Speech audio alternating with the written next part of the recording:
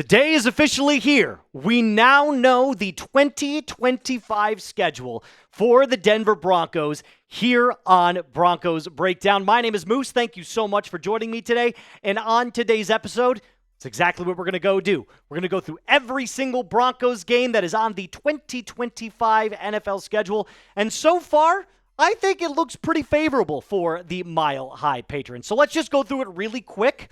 And then we'll go through it kind of game by game and just highlight a couple of games that are on the schedule as we see it so far. So obviously, weeks 1 through 4, you got Titans, Colts, Chargers, and the Bengals. Then you have the Eagles. Week 6, we have the Jets in London. Then the Giants, week 7. Cowboys coming in on week 8. Then we go back to Houston on week 9, followed by the Raiders on Thursday Night Football. That's at home. Then we have the Chiefs in week 11, bye week on week 12, week 13 at Washington, followed by week 14 through 18, looking like this with the Chiefs on Christmas. That's also Thursday Night Football game, exclusively on Amazon Prime. Now, before we break down the entirety of the schedule and kind of go game by game, do me a favor, predict the Broncos 2025 record. I've answered this ad nauseum the last couple of days because it seems to be a question that everybody's kind of wondering. Hey, Moose, where do you think the Broncos are going to finish? I think they finish 12-5 this year and number 1 in the AFC West. So let's start off with week number 1 versus the Tennessee Titans. At home, Empower Field, at Mile High against Cam Ward. Hasn't taken a single snap in his life in the NFL. Ward, I think this is an easy dub for the Broncos. You can't convince me otherwise. The elevation change, so easy. Then week 2, we go to Indianapolis. Who's going to be the quarterback there? Is it going to be Daniel Jones? Is it going to be Anthony Richardson? Is it going to be who's the third string quarterback on their team right now in Indianapolis? You know?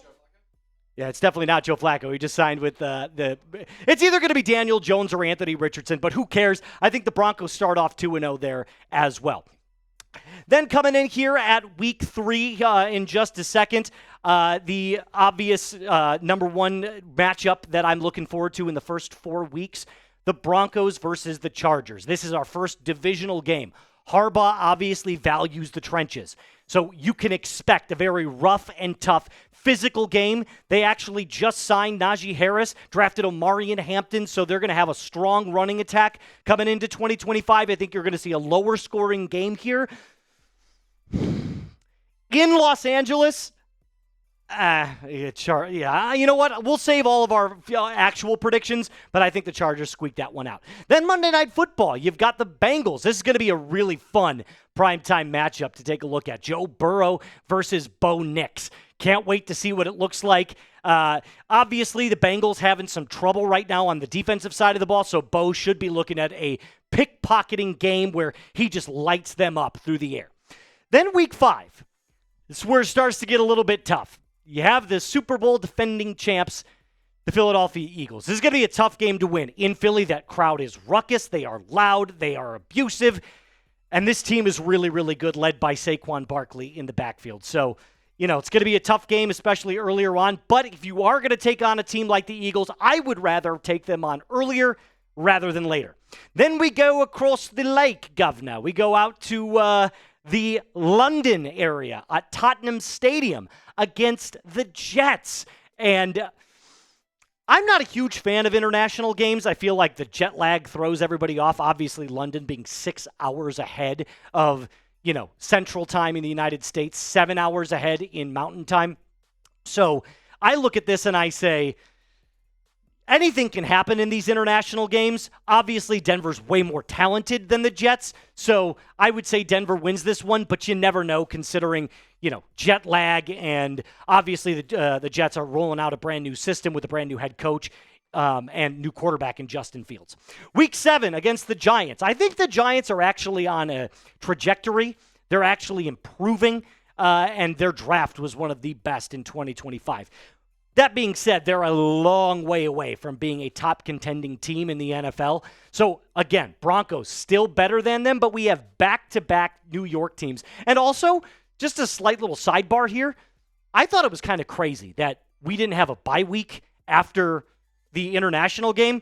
Call me nuts, but that just seems like a whole lot of traveling in a very, very short amount of time. But, hey, Maybe they gave the Broncos the choice. I'm not entirely sure. That's up to the NFL to decide.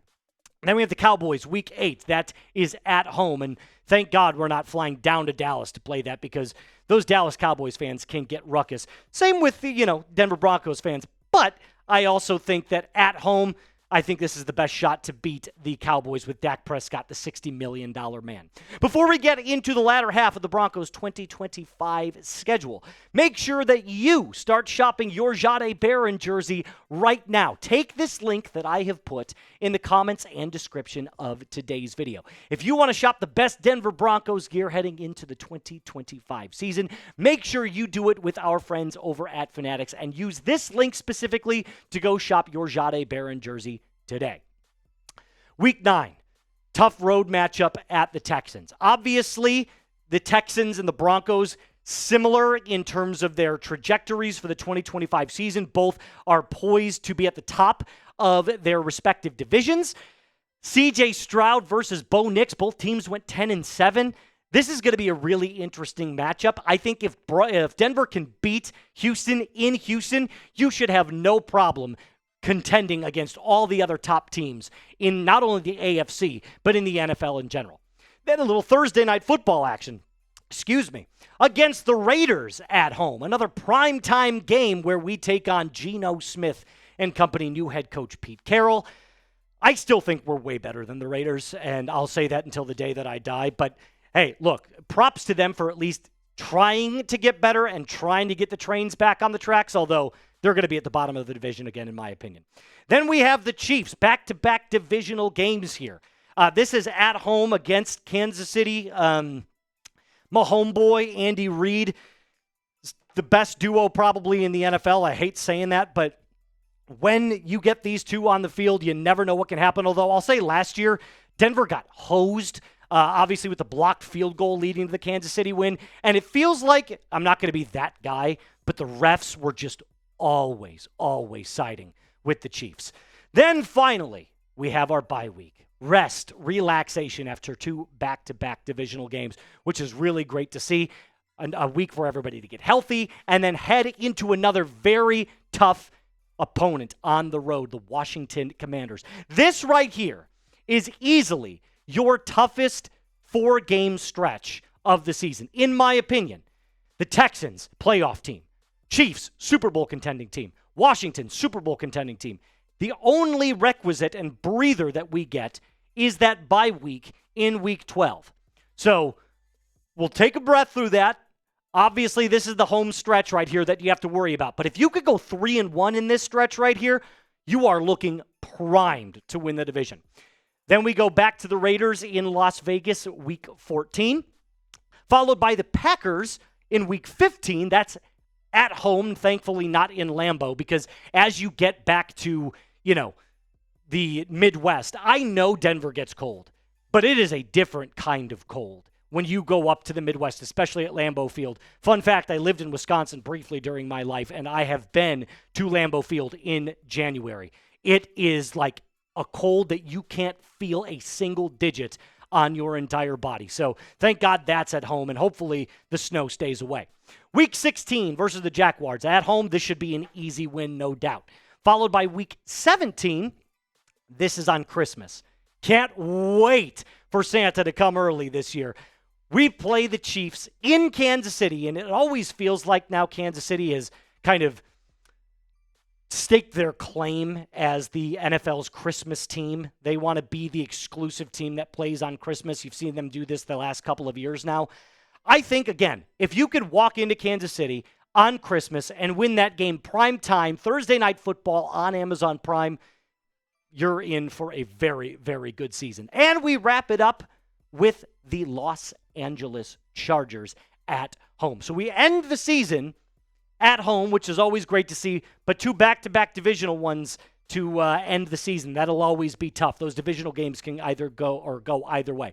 Now let's just take a look one more time back at the Broncos 2025 schedule as a whole. I'm not going to lie to you.